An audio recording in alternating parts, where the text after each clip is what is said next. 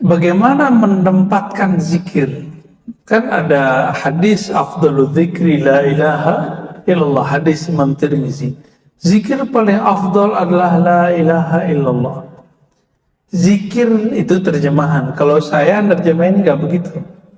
Zikir paling lezat adalah la ilaha illallah. Ada zikir juga astagfirullah. Kapan ditempatkan? Zikir istighfar itu namanya zikir praconditioning. Jadi sebelum kita menikmati kelezatan zikrullah la ilaha illallah, bersihkan dulu wadahnya. Ini gelas saya bersihkan dulu, baru saya tuang air. Airnya bersih, tempatnya kotor. Saya jijik Pak mau makan, mau minumnya. Benar ya? Kalau sudah begitu, tempatnya terbuka, kasih penutup supaya kalau ada lalat masuk dia enggak nempel ke dalam. Nah itu disebut sholawat. Jadi sholawat itu penutup dari semua zikrullah. Jadi pangkalnya istighfar, puncaknya la ilaha illallah, ujungnya sholawat kepada Rasulullah SAW. Maka siapa yang berzikir tidak dimulai istighfar, dia tidak akan merasakan getaran-getaran zikir. Siapa yang berzikir tidak sampai kepada la ilaha illallah, dia tidak akan merasakan nikmatnya dan lezatnya zikrullah. Siapa yang berzikir tidak ditutup dengan salawat kepada Rasulullah, nanti mau masuk surga tersesat mulu Pak. Di padang mahsyar baru bangunnya udah sesat, bahkan di alam barzakh dia tersesat. Jadi supaya gak tersesat bagaimana? Nah maka ada orang gak sabar, langsung aja deh kita salawat. Ya boleh juga. Kan banyak nih sekarang lagi banyak zikir-zikir salawat, tapi digunakan untuk menangkap jin. Salah penggunaan. Benar gak? Bagi menghadapi tukang sihir pakai sholawat ya. Sholawat itu mahar langit dan bumi. Ini istilah baru ya. Apa kata Nabi? Siapa yang berdiri dari satu majelis ya, walam yusalli alayya, dan tidak zikir kepadaku, maka baginya kerugian pada hari akhirat. Dalam hadis yang lain, hadisnya hasan ya, man nasya salata alayya khati'a tariqal jannah. Siapa yang lupa salawat kepadaku, maka dia akan lupa jalan menuju surga. Khati'a, keliru. Mau Pak nanti keliru. Jadi nih saya kasih ijazahnya Pak ya. Al-wirdul asas dulu pernah kita kasih di sini. Namanya wirid asas. Pertama syahadat dulu.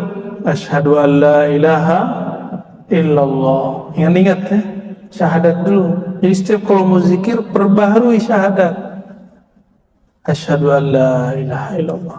Asyhadu anna Muhammadar Rasulullah. Kalau perlu dimaknai, aku bersaksi tiada yang berhak disembah kecuali Allah, bahwa Nabi Muhammad itu utusan Allah. Beristighfar. Astaghfirullah. Nah, istighfarnya berapa Pak? 100 kali. Pelan-pelan aja. Bayangkan semua dosa yang kita lakukan. Satu-satu sebutin. Dosa mata sekian. Ada 7 anggota, ada 10 bagian di badan, masing-masing 10 dosa. Udah Pak, jadi 100 dia. Ya, inilah hakikat zikir Nabi. Beliau beristighfar setiap hari 100 kali. Bedanya beliau nggak punya dosa zahir, nggak punya dosa batin. Beliau menganggap kurang syukurnya sebagai dosa. Nabi itu sholat sebanyak-banyaknya. Kenapa? Beliau mengatakan, afala an akuna abdan syakura. Kenapa aku tidak boleh menjadi hamba yang bersyukur? Udah sholat begitu, beliau masih merasa kurang bersyukur. Keluar dari tempat buang air beliau mengatakan, ghufranak ya Allah, ampuni aku kurang mensyukuri nikmat bisa buang air. Yang pernah mengalami mampet tuh ya selangnya, pernah nggak? Sakitnya bukan main, bener. Sakitnya bukan main kalau kita nggak dikasih nikmat buang air kecil.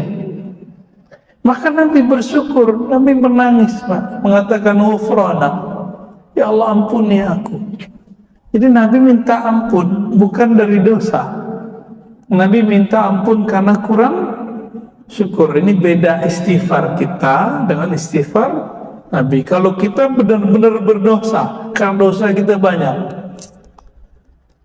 Belum lagi dosa batin. Oh, kalau ditambah begitu bisa 200 istighfarnya. Udah cukup 100 dulu. Nah, ini mengamalkan sunnah Nabi. Tuh, angka dari Nabi bukan? Dari Nabi, Pak. Setelah itu baca La ilaha illallah. Kalau waktu luang Bapak misalnya udah pensiun nih, udah pensiun Pak. Nah, kalau udah pensiun saya kasih yang panjangnya Pak. Kalau yang muda-muda nih kita kasih yang pendeknya aja. Yang pendek-pendek itu udah la ilaha illallah cukup, titik. 100 kali. Bagi yang sudah pensiun atau lagi musim libur, La ilaha illallah, Allahnya dipanjangkan. Wahdahu la syarikalah, lahul mulku wa hamdu wa huwa ala kulli syai'in qadir. Di makna itu, lahul mulku wa lahul hamdu. Miliknya lah semua kekuasaan, semua kerajaan. Miliknya lah semua pujian. Maka kalau kita dipuji, yakinkan, i'tikadkan pujian itu kembali kepada Allah, baru boleh Pak nerima pujian. Jadi kapan kita nggak pantas menerima pujian? Kalau kita menganggap pujian buat kita, gitu. Tapi kalau kita dicaci maki orang, jangan yang kembalikan kepada Allah. Itu emang kita Pak yang jelek, ya. Berapa kali? 100 kali. Beberapa masyaikh kita menambahkan yuhyi wa yumitu wa huwa ala kulli syai'in, dia menghidupkan yang mati. Tapi di hadisnya begitu doang. La ilaha illallah wa la syarikalah, lahul mulku wal hamdu wa huwa ala kulli syai'in qadir. Dia berkuasa atas segala sesuatu.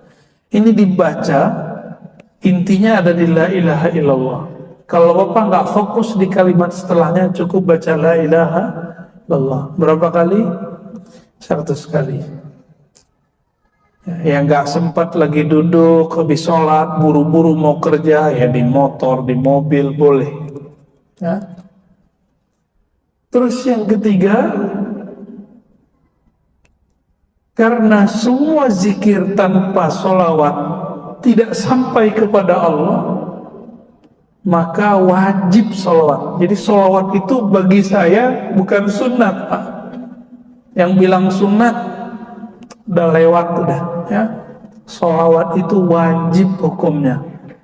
Kenapa wajib? Bahkan lebih wajib dari sholat. Sholawat itu lebih wajib dari sholat. Kalau nggak ada sholawat, sholawat nggak naik. Kalau nggak ada sholawat, sholat tidak naik. Baru dengar antum ya, sholawat lebih wajib dari sholat. Bid'ah kan nih? Yang sering dibaca oleh imam, Innallaha wa malaikatahu yusalluna 'alan nabi. Sesungguhnya Allah dan para malaikat bersalawat kepada Nabi.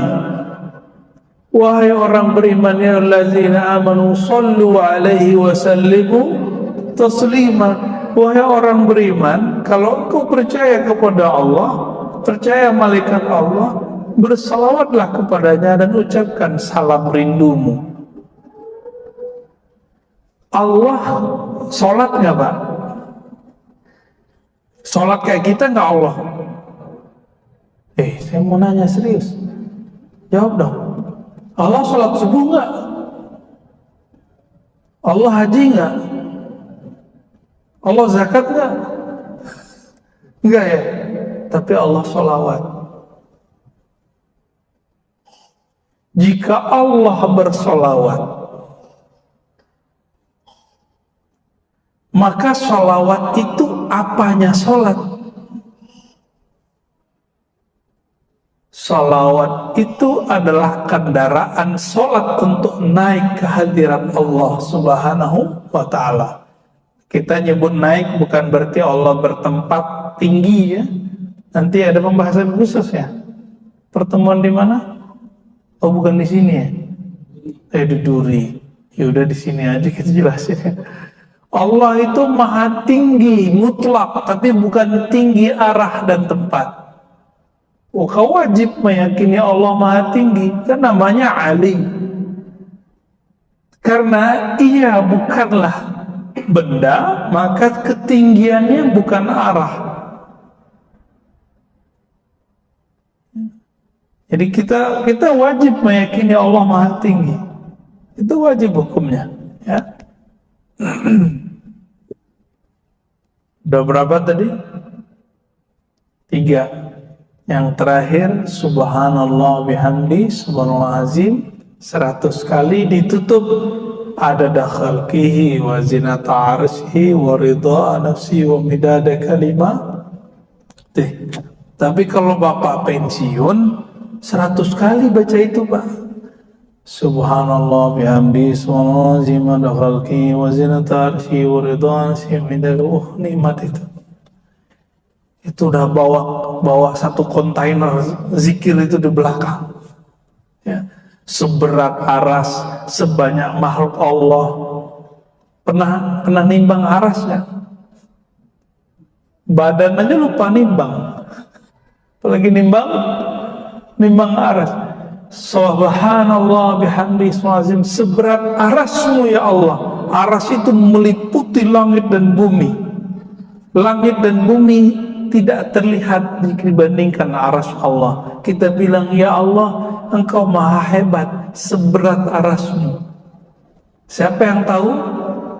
Hanya Allah. Maka zikir ini namanya zikir bukan zikir. Az-zikru ala zikri, az-zikru fawqa zikri. Zikir tapi di atasnya zikir. Kalau belum sampai ke rasa itu, cukup zikir biasa aja dulu. Jadi kalau belum muncul nih rasa alam semesta berzikir, maka lebih afdol zikir subhanallah bihamdi subhanallah azim tanpa tambahan. Gitu sebenarnya secara ilmu qalbu ya. Kalau ahli hadis mah bawa aja semua. Baik. Ahli hadis ini membawakan bahan, ahli zikir meramunya, meraciknya menjadi thariqah zikir. Ahli hadis bawa riwayat, ahli fikih meramunya menjadi hukum. Gitu Pak ya. Nah, sekarang muncul pemahaman ahli hadis itu sudah punya metode sendiri. Ini kekeliruan besar. Ahli hadis nggak bisa meramu sendiri kecuali dia ahli fikih, kecuali dia ahli zikir. Nggak ada ilmu yang mandiri di dunia. Semua ilmu saling berkaitan dan beririsan. Gimana? Udah 6:30. Kalau masih ada pertanyaan lain, tapi sebelum itu ini adalah pertanyaan dari ngambil estafet nih. Iya, fadhal. tentang zikir juga. Bagi kita awam, mungkin kita mengambil zikir yang ada yang pasti. Namun zikir yang dari para ulama yang sangat tinggal. Kita kan begitu tahu dengan kondisi zaman sekarang siapa yang sangat. Yang pertanyaan saya, apakah kita termasuk bersalah andaikan kita dengar hanya dari online, dari TV atau dari selama di apa namanya ya di forum yang kita tidak kenal dan langsung berbicara dengan guru atau masih bersanad. Iya bersanad tapi online. Sanad online. Sanad juga Pak. Anak kita sekolah online, sekolah offline, beda nggak hasilnya? Beda efeknya? Kalau sekolah online, itu tengkar emak-emaknya dahsyat sekali. Ayo deh, adanya masih beda. Itu semua emak-emak mengalami hal itu. Ya, dia kira anaknya kok bodoh, padahal semua anak begitu. Di dalam diri kita, kalau kita ngaji online, Bapak akan berurusan dengan itu, Pak. Ini bener gak ya, bener gak ya, begitu. Itu berkelahinya dalam diri. Tapi kalau ketemu guru yang mumpuni, hilang semua itu. Karena dalil itu ada pada diri guru.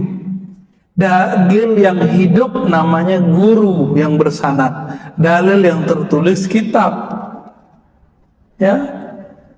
Jadi sebenarnya kalau ada guru kita bersanad itu lebih afdol daripada lembaran-lembaran kertas. Kertas ini kan mati Pak. Kertas-kertas zikir itu.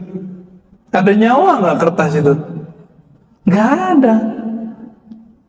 Yang ada nyawa si kolbu ulama ini. Karena dia punya nyawa, punya spirit, dia bisa mewariskan spiritnya kepada kita. Kalau buku kan nggak bisa. Masa kirim Fatihahnya ke kertas kan? Tidak kirtos, tidak bisa. Online, bagaimana online? Ya, karena zaman ini ilmu mudah, maka orang sekarang bisa ngambil ilmu apa aja dengan mudah. Tapi saya ingatkan, kalau belum kenal gurunya, belum dapat izin darinya, terus ngamalin zikir via online, yang zikirnya bukan diambil dari Quran dan Sunnah, saya khawatir baru cerita khodam-khodam tadi itu terjadi. Dan ini sudah banyak di YouTube tuh, zikir kulhu geni, ijazah ya mahar sekian, zikir ini zikir aneh-aneh zikirnya ya. Akhirnya apa yang terjadi? Nggak satu dua yang udah mulai begini ya, karena nggak ada yang guidance. Orang di guidance aja belum tuh lulus, gimana yang sendiri? Jadi umur Bapak berapa Pak? Maaf nih, 6, 8. Udah wajib Pak. Udah wajib belajar zikir dah. Jangan online lagi. Cari gurunya, minta bimbing. Ustaz, Kiai, Syekh, bimbing saya. Gitu. Ya. Mau sampai kapan lagi? Emang jamin nggak kena corona habis ini? Kan nggak juga. Kita nggak tahu. Minimal kita punya garansi bahwa zikir kita bersanad kepada Rasulullah SAW. Jadi bolehkah lewat online? Boleh jika zikirnya yang zikir yang umum, Rotibul Hadar, Rotibul Atos, zikir-zikir yang biasa-biasa. Tapi kalau zikirnya namanya aneh-aneh, kalau namanya ke bahasa lokal, tolong jangan diamalkan. Karena iblis itu Pak, nama aslinya kan Azazil. Itu tadinya ahli zikir. Azazil ini dulu yang jaga surga dan dia ibadah di surga. Azazil ini dipecat dari malaikat. Dia turun punya dendam. Dia punya tentara 70.000. 70.000 ini masing-masing 70.000 itu punya tentara lagi di bawahnya. Kerjaannya ngapain? Godain-godain orang-orang yang suka zikir, suka ngaji. Nah, bagaimana coba supaya tidak kemasukan setan? Jadi kemasukan setan ini lebih bahaya daripada kemasukan jin, kesurupan. Orang kesurupan biarin aja dia begitu tukang-tukang sendiri kan. Kalau sudah kemasukan setan, gawat. Ya. Itu mulai gawat. Was-was dibilang ilham. Dia was-was, tapi dia bilang ilham. Jadi kalau ada guru itu, guru ada, setannya kabur. Kira-kira begitu. Karena jaminannya Rasulullah. Kalau dia bersanad, bersilsilah. Ya silakan dicari Pak. Ini kan di Kampar ada negeri 1000 suluk ya. Ya kesana lah. Ya ini kan bulan puasa ini. Di sana kayaknya zona-zona hijau nih. Udah kesana aja. Ngapain lagi kan? Ustadz saya ngurus ini, ngurus itu. Mau sampai kapan ngurus ini selesai? Urus diri sendiri. Ku anfusakum dulu walu ahlikum. Itu kan dalil kalau orang kan biasa menerjemahkan jaga dirimu keluargamu, itu terjemahan biasa. Ku anfusakum ahlikum itu kamu mau jaga orang, mau ngurusin yayasan, masjid, sekolah, itu orang. Kapan kamu jaga dirimu sendiri? Gitu. Ya belum lama ini juga ada sahabat saya bilang, Ustadz saya imam di masjid tapi guru saya nyuruh suluk. Kamu ngimamin masjid tahun depan kalau umur panjang masih bisa kan? Ya tapi rokaatnya sekian Ustadz, kalau saya nggak jadi imam rokaatnya bisa berkurang dari 20 menjadi 11. Ya nggak apa-apa tuh. Ntar ente pulang balikin lagi di 20. Tapi tahun depan kalau kita meninggal, kita belum sempat zikir latihan, gimana? Kan nggak bisa balik Pak. Farji'na na'mal sholihan, semua ruh, semua jiwa itu meratap ketika dikuburkan. Ya Rabb, tolong kembalikan kami ke alam hidup, kepada kehidupan. Tapi Allah kembalikan nggak? Jadi arwah itu ketika dia mati itu gombal-gombal. Ya suka ngasih janji-janji. Ya Allah kalau saya hidup saya ibadah lagi. Padahal dulu dia ngomong gitu juga. Kalaupun dikembalikan nggak akan balik. Paling main handphone ya. Jadi kalau ada orang mati ini dihidupkan lagi, dia udah ketemu dan doa tadi, dia pasti lupa Pak. Ini aja kita lupa ketemu Allah, pada lupa. Jadi silakan amalkan yang umum-umum Pak, yang dari Quran, Sunnah, tapi untuk masuk ke kolbu itu mesti dari kolbu. Kan tidak ada namanya talqin zikir online, nggak ada, nggak sah. Yang harus ketemu. Imam Bukhari nyari satu hadis yang zahir itu pindah-pindah negeri kok. Cuma mau dapat zikir pindah dari Pekanbaru ke Kampar aja nggak mau. Di kota Pekanbaru ada ya? Banyak ya, di sini banyak kok. Tinggal mau ngamalin aja Pak. Nggak mau cari guru. Mau menjatuhkan sedikit rasa malas, menjatuhkan sedikit ego. Nah ini yang menghalangi orang untuk bisa berzikir. Ya, ada salah satu sahabat saya mikir, saya ini kan dokter, siapa yang bisa menalkin saya zikir? Gitu Pak, ada yang ngomong gitu Pak. Kebetulan teman saya dokter. Waduh, saya bilang zikir itu kan nggak, wisudanya bukan di kampus bro, ya. Zikir itu wisudanya di surau, di zawiyah, di ribat. Ijazahnya, wisudanya langsung dari syekh mursyid. Itulah doktornya. Maka orang yang bergelar syekh mursyid, dia dokter zikir. Jadi kita yang punya gelar-gelar ini, gelar-gelar duniawi, itu urusan dunia. Nggak laku Pak di alam zikir. Coba dokter berlaku nggak dalam kubur? Ya dokter, man rabbuka? Hei dokter, siapa Tuhanmu? Ada nggak hadis begitu ntar? Nggak laku. Gelar itu cuma berlaku di kampus. Nggak laku di masjid aja nggak laku. Dokter nggak laku kan? Ada dokter nggak lancar baca kulhu nggak bisa jadi imam, Pak. Udah Pak ya? Gimana? Udah.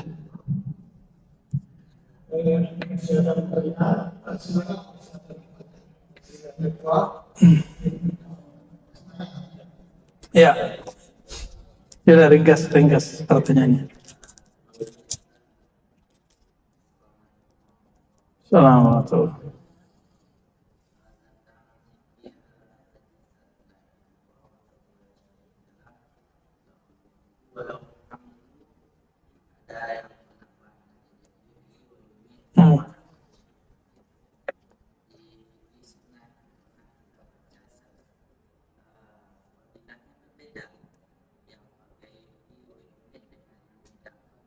Hmm. Hmm.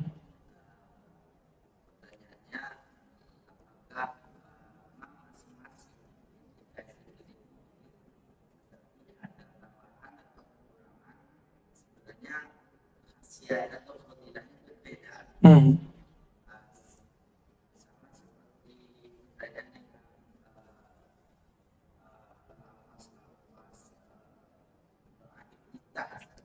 Hmm.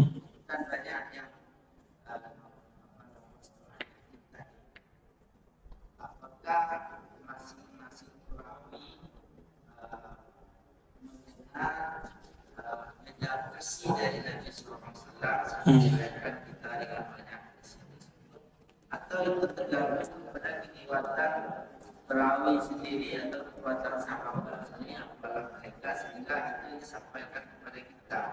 Sehingga kalau kita mengampungkan yang semua boleh. Iya. Atau sebenarnya tidak boleh. Ini dibaca khusus niatnya jadilah yang satu lagi yang seperti ini yang ada tertentu atau yang tertentu pertinanya beda lagi. Iya. Itu khasiatnya beda lagi. Baik. Ya, dua-duanya benar, Ustaz. Ya. Jadi Nabi kasih contoh, man qala la ilaha illallah wahdahu la syarika lah lahul mulku wal hamdu wa huwa ala kulli syai'in qadir. Lalu ada tambahan yuhyi wa yumiit. Al ajru ala qadri ta'ab, begitu kaidahnya. Diambil dari hadis Abu Daud tentang kisah Sayyidah Aisyah. Rahasia dari ganjaran pahala itu berdasarkan kadar lelahnya orang beramal. Orang yang baca yuhyi wa yumiit lebih banyak gak usaha effortnya daripada yang gak pakai. Saya cuma baca la ilaha illallah, beda gak dengan yang nambah lahul mulku? Beda ya? Begitulah kira-kira. Maka imam kita, para imam kita sepakat, beda zikrullah, beda natijah zikir. Beda zikrullah, beda efek zikir. Maka zikir yang ada istighfarnya, astaghfirullah, dengan zikir yang cukup Rabbighfirli, itu beda efek di kolbu. Subhanallah bihamdi, subhanallah azim, itu beda dengan cuma sekedar subhanallah, itu beda. Ya. Rahasia-rahasia ini hanya bisa dimengerti oleh orang yang mau merasakannya. Maka ulama kita buat kaidah la yafhamuha illa man zaqaha. Tidak faham bab ini kecuali yang telah merasakannya. Jadi kalau nggak dijalani nggak ketemu. Jadi hadisnya itu emang digabung. Ini satu mazhab, yang satu lagi kalau hadis begitu aja, itu saklek. Yang benar manhajul jama'i, digabung. Ya, itu yang afdal. Maka Imam Nawawi mengatakan, jika kamu ketemu hadis lafaznya bagaimanapun, amalkanlah walaupun cuma sekali, bahkan itu pun dhaif, amalkan. Itu Imam Nawawi. Ya, silakan diamalkan dengan semua versinya. Ya, Itu juga di dalam sholat kita bisa boleh. dalam lafaz tahiyat. Saya kalau iftitah saya gabung antara wajahtu dengan Allahumma ba'id baini. Ya, biar jadi NU Muhammadiyah, Muhammadinu. Ya. Mungkin satu lagi terakhir, dia ada lain. Mungkin satu lagi terakhir, silakan. Ya.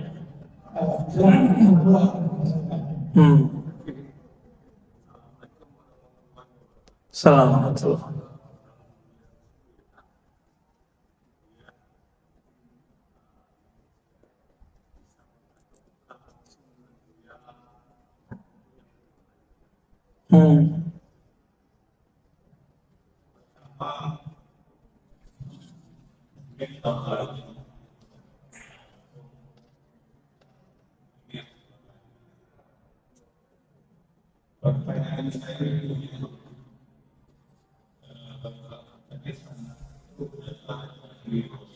Sallallahu alaihi wasallam.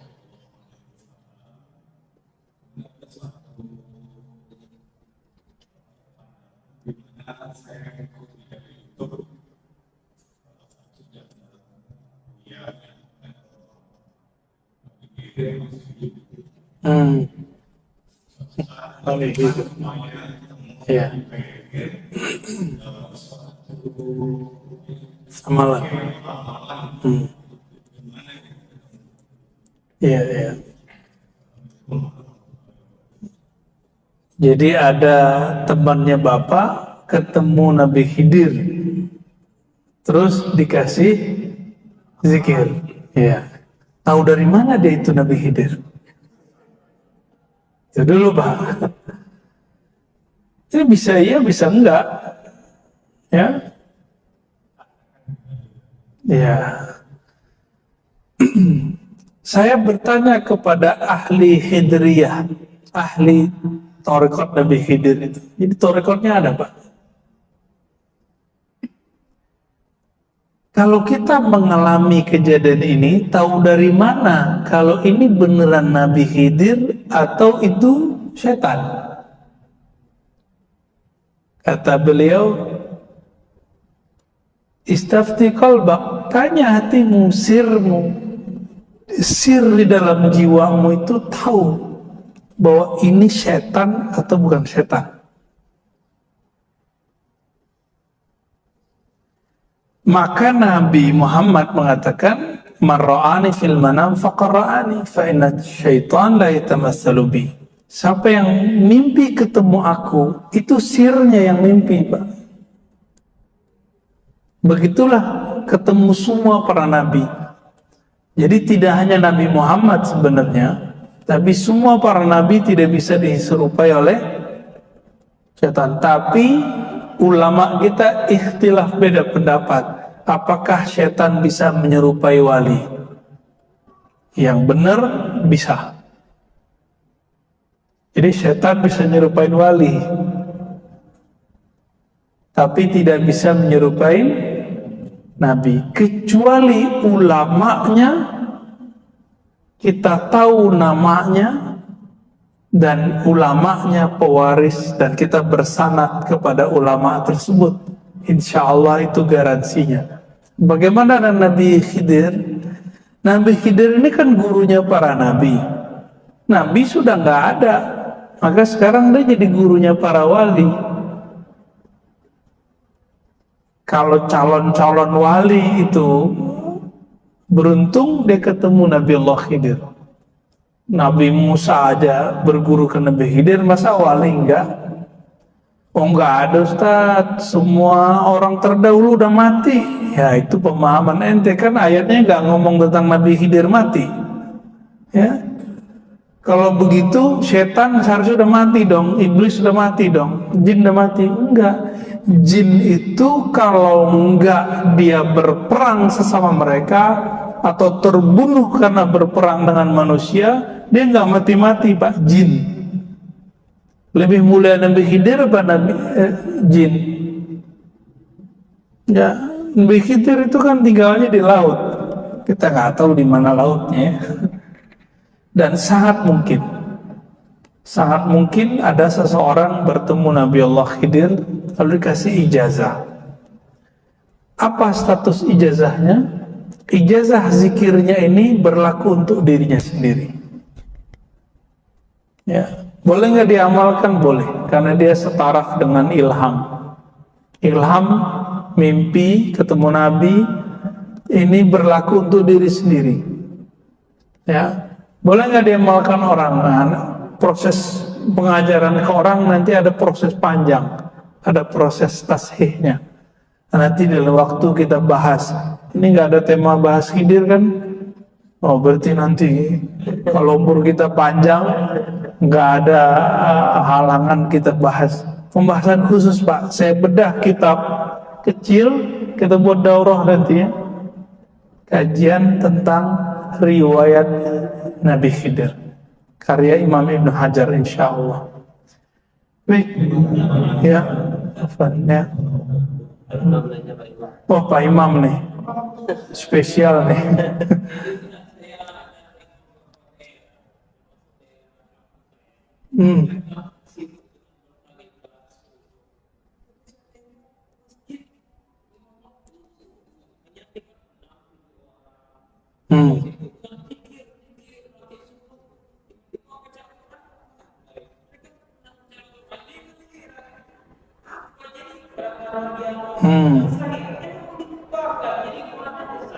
Itu salah tarekatnya atau salah dia?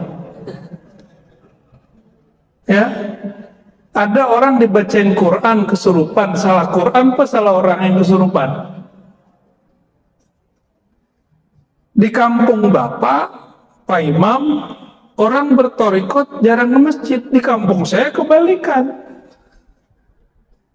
Ya, di Jawa, di tempat di Jakarta, orang baru dapat roti itu rajin sholat. Jadi itu urusannya bukan matorikot, urusannya orang ini diajarin ilmu zikir, tapi dia nggak diajarin ilmu fikih. Maka PR kita Pak Imam ngajarin jamaah. Jadi Pak Imam harus pulang kampung sekali sebulan ngajarin jamaah. Jadi harus belajar zikir juga biar dia percaya bahwa Pak Imam ini bukan jamaah yang nyusup, bukan ustadz yang anti dengan mereka. Ini survei, saya kan dari kecil sudah hidup dengan mereka, kemudian baru ikut macam-macam aliran. Dan emang krisis fikih sejak kapan? Semenjak terjadi Gestapo itu dulu. Jadi ketika dulu masa PKI itu Pak, kan nggak boleh orang ngumpul-ngumpul. Di masa Soeharto juga nggak boleh orang ngumpul. Baru belakangan, akhirnya orang-orang ahli zikir yang dulu masjid musola surau itu adalah madrasah. Syekh mursyidnya jago baca kitab. Kalau nggak jago baca kitab, dia punya khalifah yang jago baca kitab. Bercerailah antara surau dengan madrasah. Maka sekarang coba lihat di negeri kita, mohon maaf ya, rata-rata Sumatera kecuali Aceh, itu masjid surau tarekat sudah pisah dengan pesantren. Bapak kalau ke Jawa enggak, ke Jawa pesantren plus tempat suluk. Jadi ahli zikir ini nggak jauh-jauh dari ahli kitab, nggak jauh-jauh. Ini kurangnya kita Pak. Ya, ngakulah antum punya ijazah macam-macam yang orang bertorikot, tapi ngaku aja bahwa kemampuan berdalil kurang. Dan saya langsung nanya, bahkan banyak yang langsung datang. Mursyid torikot masih meragukan dia apa yang diamalkan, udah berijazah. Kenapa? Cuma diajarkan zikir tapi tidak ajarkan fikih. Jadi PR kita Pak Imam, semoga nanti bisa menyadarkan kita semua nih, ya. Semoga belajar fikih, belajar zikir bisa berjalan beriringan, ya. Allahumma salli ala nabiyina Muhammad. Assalamualaikum warahmatullahi wabarakatuh.